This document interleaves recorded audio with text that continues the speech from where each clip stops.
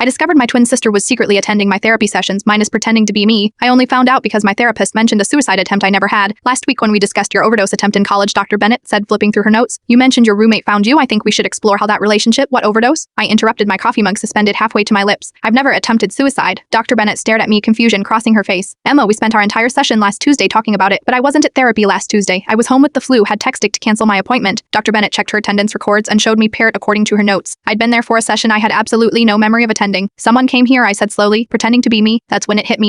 Here is only one person who could convincingly be me, Parrot, my identical twin sister, Olivia. We hadn't spoken in 3 years, not since our explosive fight after Mom's funeral. The fight where she accused me of always being the favorite while she was the broken one, where she screamed that I had stolen her chance at happiness by dating Ryan in college, a guy I didn't even know she liked. After that fight, Olivia blocked me on everything. Our once inseparable bond severed completely, or so I thought. I need to see the notes from all my sessions, I demanded, my hands shaking. Dr. Bennett hesitated, then slowly turned her laptop toward me. This is highly irregular, but given the circumstances, I scrolled through 6 months of therapy notes, my stomach dropping with each page. Half of my sessions were actually Olivia, while I talked about my real issues, parent work, anxiety, dating troubles, grief over me and Parrot. Olivia was crafting an entirely different narrative. In her sessions, I was struggling with jealousy toward my perfect twin. I was obsessed with stealing her boyfriends. I was planning to sabotage her career. And most disturbingly, I had attempted suicide in college after our father supposedly said he wished Olivia had been an only child. None of it was true. Our father had never said anything like that. I'd never tried to steal anyone from her. Why would she do this? I whispered, more to myself than to Dr. Bennett. Emma, Dr. Bennett said gently. Is it possible these are repressed memories, that you are experiencing dissociation? No, I said firmly. Olivia is impersonating me. I left Dr. Bennett's office in a daze, my mind racing. Why would my sister pretend to be me in therapy? What was she gaining from this elaborate deception? That night I did something I hadn't done in years. Porne called our father. Dad, I said when he answered. Did you ever tell Olivia you wished she was an only child? The long silence that followed made my heart sink. Not Olivia, he finally said. You, my world tilted. What, after you pushed Olivia off the playground equipment when you were 8? She broke her arm in 2 places. I was angry, said something I've regretted ever since. I had no memory of this, auntie, Dad. I never pushed Olivia off anything. Emma, there were witnesses. Other parents saw it. You denied it then too. I hung up and immediately searched through old family photos on my laptop. One from when we were 8, pert Olivia with a bright purple cast, me standing awkwardly beside her, not smiling. A memory flashed, parent Olivia taunting me from the top of the jungle gym, waving my favorite doll that she'd stolen, me climbing up, reaching for it, her losing balance. But that's not how I remembered it happening. In my version, she fell accidentally. I kept digging through photos and found one from college, pert Olivia, me and a guy I barely recognized. The caption read Ryan's birthday, the guy I supposedly stole from her. The guy I claimed not to know. With shaking hands, I opened my journal from that year, found entries about Ryan, about how guilty I felt dating him when Olivia had liked him first, about how I convinced myself she never really cared about him. I'd completely rewritten my own history. The next Tuesday, I arrived at Dr. Bennett's office early and waited in the parking lot. At my appointment time, I watched as Olivia, Pert, hairstyled exactly like mine, wearing clothes that could have come from my closet, Parrot, walked confidently into the building. I followed her inside. Dr. Bennett's face, when she saw both of us, was something I'll never forget. Parrot, pure clinical fascination battling with professional horror. I think I said, looking at my mirror image, we both need to be in this session. Olivia didn't seem surprised to see me. She just sighed and took the chair next to mine. You always were bad at sharing, she said quietly. Dr. Bennett looked between us. I think we have a lot to discuss. Yes, I agreed, suddenly uncertain which of our versions of the past was real.